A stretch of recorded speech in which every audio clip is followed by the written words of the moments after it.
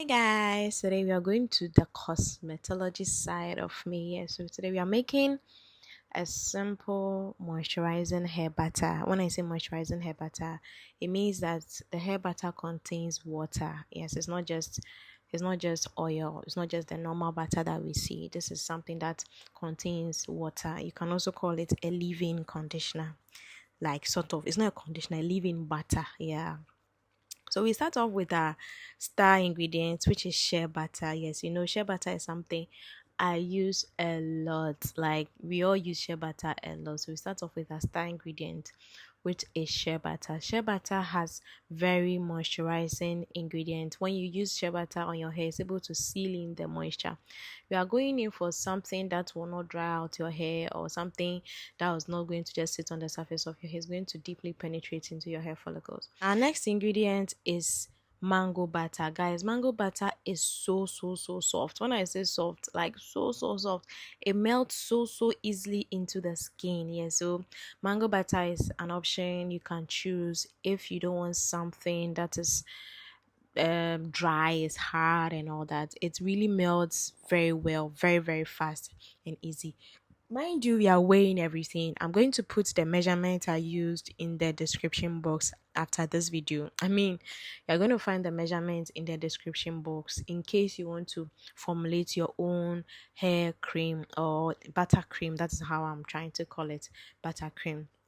So I was using a specific measurement for the mango butter, so that's why you sell me adding little pieces of mango butter.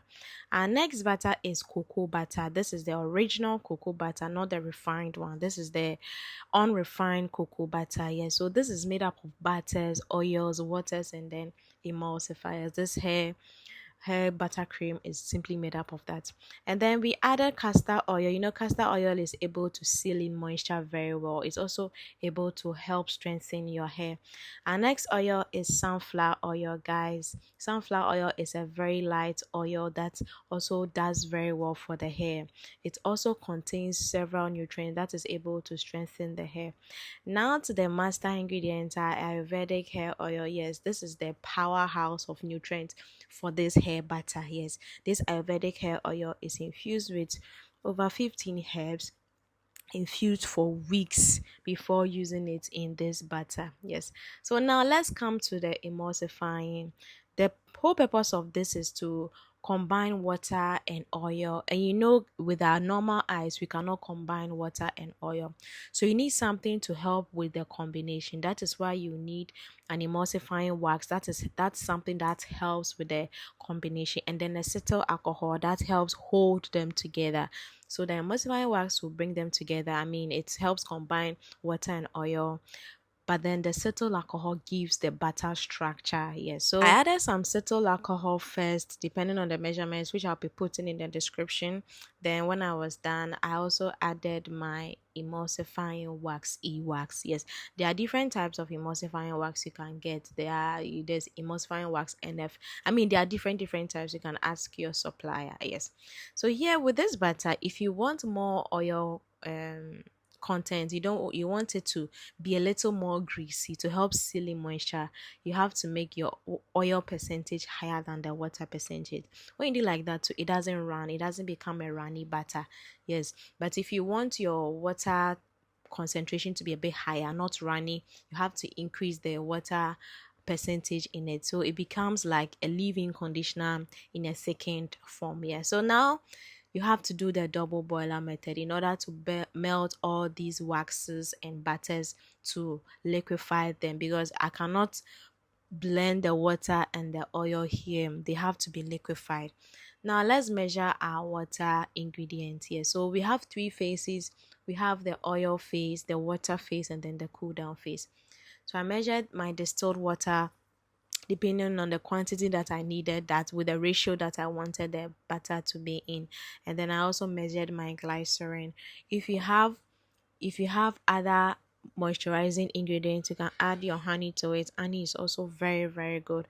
You can also add other either rose water or lavender water. These are also floral waters that smells very nice. You can add them. I mean, apart from this smelling nice, they have several nutrients that they provide for the hair. Yes. So I was stirring my butter intermittently, so that it melts slowly, and this was the final phase after everything had melted. Yes.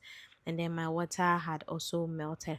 The goal is to have them in the same temperature, because if one is hotter than the other, your butter will not blend. I mean, before gradually getting here, I had to do lots of trials and errors. When I say trials and errors, I did a lot of things. I blended, it wasn't blending, and I don't even want to go there.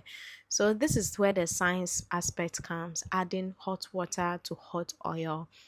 If you leave it like this, it will never blend. Or if you have a hand mixer that is not strong, it will never combine. You need to use a hand mixer that is strong with good speed, and then make sure that you form the structure before you go on a break. I mean, before you stop blending, if you don't let it form good structure and then you stop blending, your butter is going to separate. You are going to see butter and then oil separately. So you have to make sure you blend it for at least 3 minutes and make sure that it is well blended. You can see that it's clearly well blended before you stop. I have tried and then it didn't work. I started blending slowly and I got distracted. I stopped and the whole thing separated. It became liquid. I tried to revive it and it was worse. I don't want you to make the same mistake here. So before getting this thing perfect, I had to do lots of trials and errors. But then if you are starting something like this, it's important to do it in small batches, yes, because I was doing 100 grams, 60 gram, 30 gram batches. So I mean, for those ones, it's not really as painful as making a whole 1,000 gram. Initially, when I started making hair batters, I was making 1,000 gram, 2,000 gram, and with no accurate measurement. I mean, I will say that I didn't have enough information before going into moisturizing hair batters, but it's something I really wanted to go into. So after I cool down for a while, this is it. You have to be stirring it intermittently. I mean, you have to be stirring it small, small, small, small. Yes, guys. I hope you understand. Yes. When you do that, it really, really helps so that you don't have lumps in your butter. Yeah. So guys, now let's talk about the cool down phase. Allow the butter to cool down completely. I did about 4,000 grams of hair butter that day, so I only filmed the first batch. So this is what you can see on the right side is another batch that I was letting cool down, so allowing to cool down. So I measured my preservative. I used Germa Plus preservative. It is a broad spectrum preservative, and then I use about 0.5 to 1%, yes, of it in my hair butter. Yes. And then make sure that you stir very well so that it's able to go everywhere in your ingredient, I mean everywhere in the butter. Yes. And apart from adding the Gemma Plus, there's also vitamin E oil you should add so that it doesn't make your butter go rancid.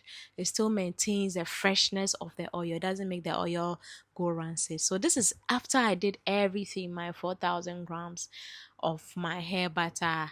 And then this is everything that I got. And these are the containers I'll be using. My sister was helping me with the containers. I had to sanitize them and allow them to air dry before putting them in it. Guys, this is hard work. Like when I finished, I was so exhausted. I hope you enjoyed this video. This was the final product display. Thank you for watching. Bye.